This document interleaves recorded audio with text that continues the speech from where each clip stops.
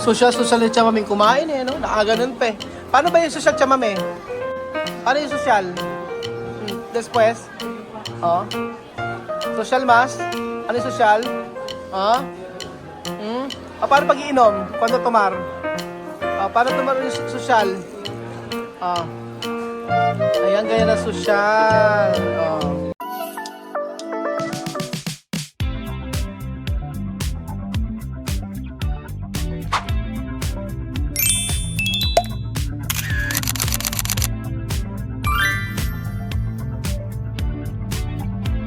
Po sa inyong lahat mga amigo, nandito po tayo sa may Myeongdong, Korea. At alam nyo kami nauumay na sa pagkain dito sa totoo lang. Kasi ilang araw na kami ang pagkain namin puro Korean food.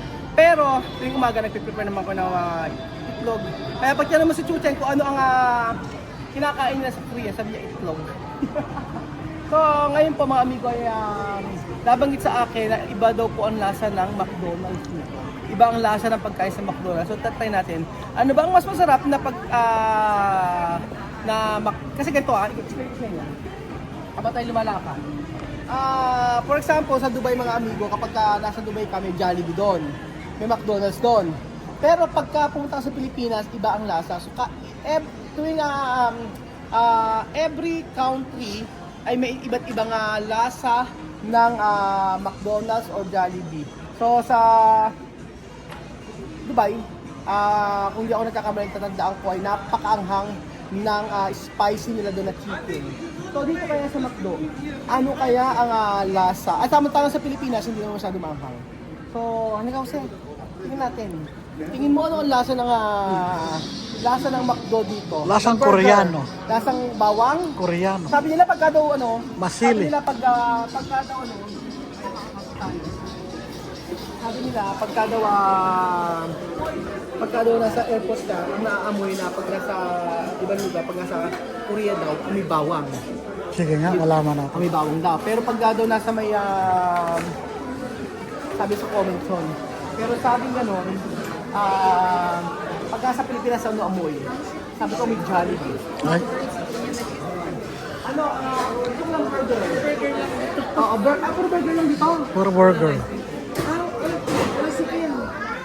Talaga? So, ang burger pala walang chicken. Burger na talaga. At saka may churros sila. Tingnan yung mga amigo. Meron silang mga ganito. Happy na stop rack. O mga ganyan. Coleslaw. Ayan, yun lang natin. Ako, coke kami. O, sige. Timetoy. So, ayun po mga amigo. Iba ang menu nila dito. Try natin. Puro alang chicken. Oh. Walang chicken ang McDo dito sa may Korea. Oh. Ano? Burger na lang. Ay, lahat na mamili ka, iba-iba klaseng burger. Plain lang. Plain lang? Oo, yung plain lang na burger. Wala lang kung ano-ano. Tapos Coke Zero lahat. Ayun. Yun lang naman eh. May mga ganito pala, oh. Mga lunch. Ito na lang, oh.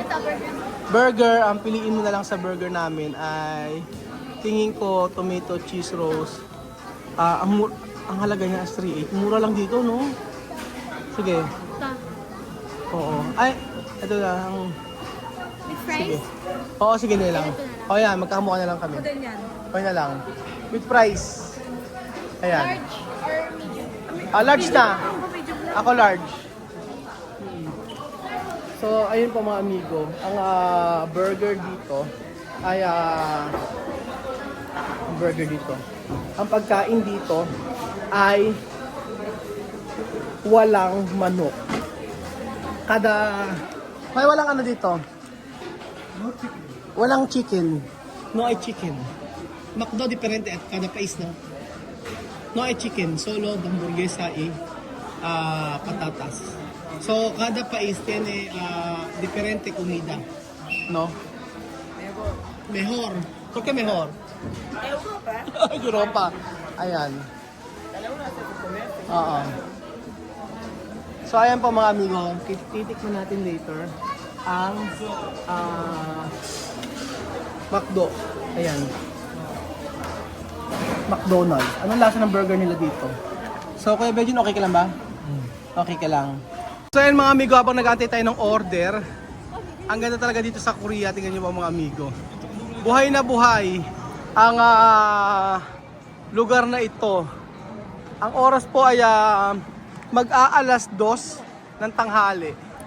Pero, kita nyo po, lumabas muna ako para magtitingin ako na pwedeng bilhin dito. Pero sa mahal, ang masasabi ko lang ay window shopping tayo. Window shopping lang tayo mga amigo. Ang laki ng Nike dito, Bedyo, no? Tingnan mo, oh. Oh. Grabe, oh. Laki, oh. May ano, oh. After Dark Run Tour. Ano yung sa loob? Tingnan natin. No food. Laki, meron siyang ano, per floor siya. Ayan, oh. Grabe yung Nike dito, oh. Talagang merong hagdan. Hanggang taas. Grabe, nakaka-amaze. Sobrang laki. Mas tatay, oh. Anong ginagamit tatay dito? Ayan. Aha. Ayan, oh.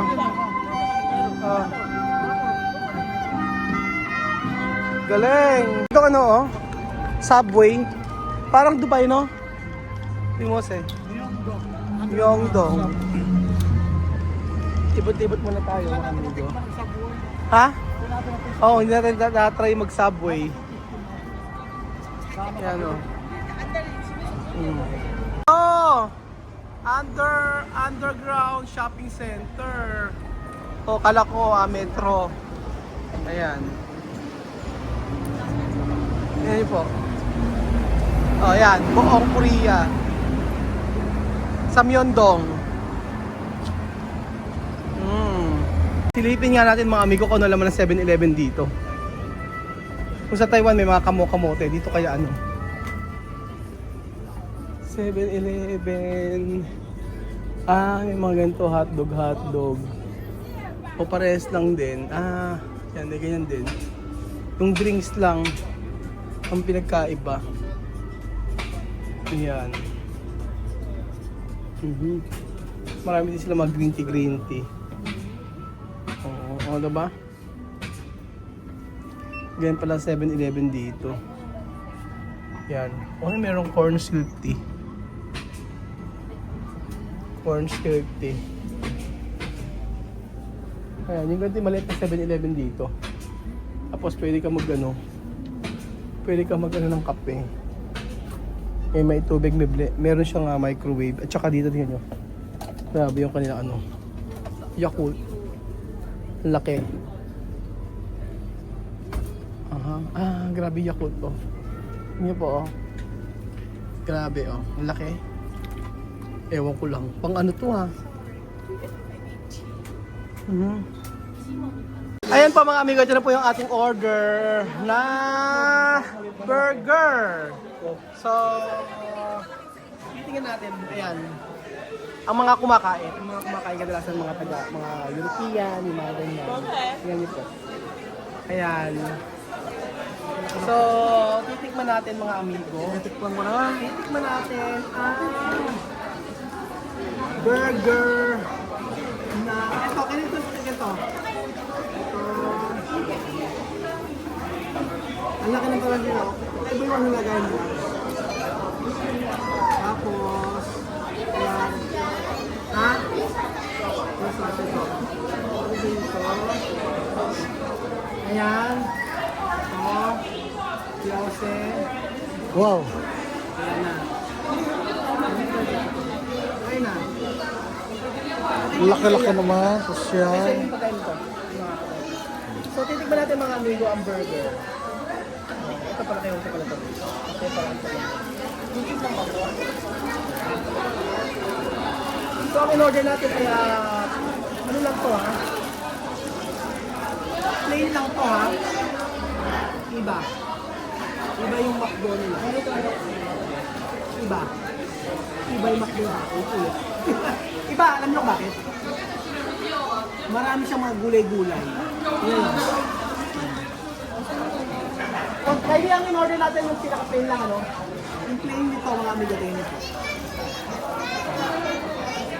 Marami siyang gulay-gulay. At saka,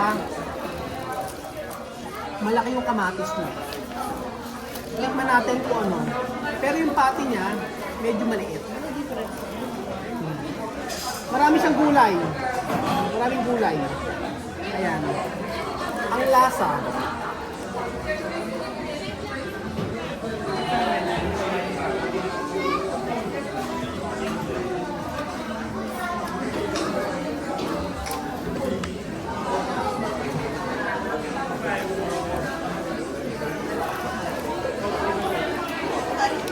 Marami kasing maliit yung patty niya.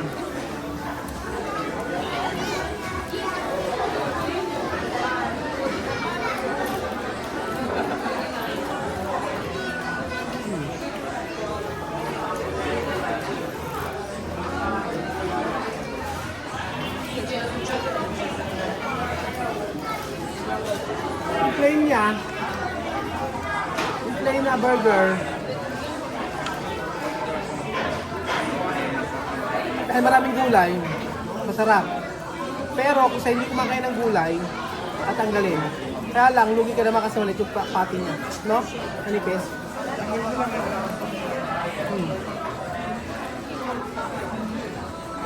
Tapasin nyo. Maraming gulay. Ano pa natin? Wow. Pero iba. Yung may burger nila. May mga gulay.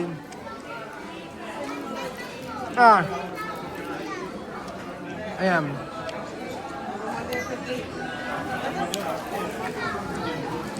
Kain na.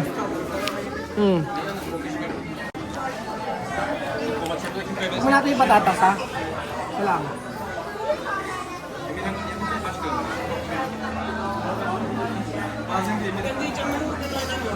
Parehas lang. Pag bagong luto, masarap.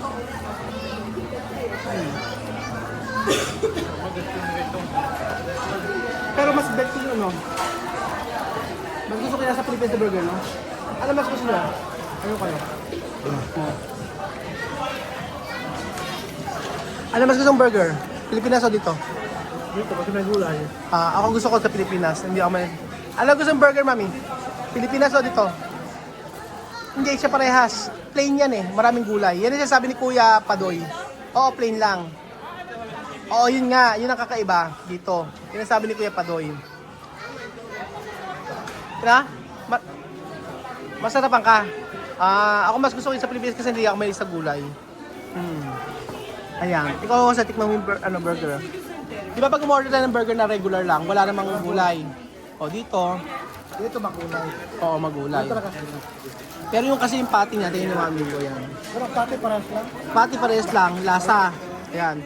Pero, manipis siya. Ano mas gusto mo dito sa Pilipinas? Vegetarian ka, mas masarap to. Kaya pag kumain ng gulay, sa Pilipinas. Tapos yung ano niya, kamatis na, yung kalaki.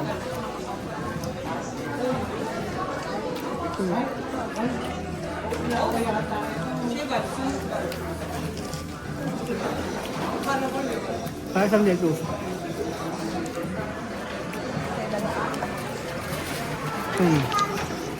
Ano sabi? May sabi Chuchen? Sabi Chuchen? Ano sabi Chuchen? Legit yung nugget? May nalalaman pang legit? Adicho, su comida no pacificado, original. Legit daw yung ano niya, nuggets. Legit ba, legit? Magno sa Korea, patatas fritas bonitas. Masarap.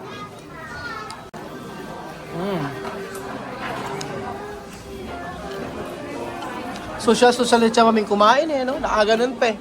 Paano ba yung social siya mami? Paano yung social? Después? Oh. Social mas? Ano yung social?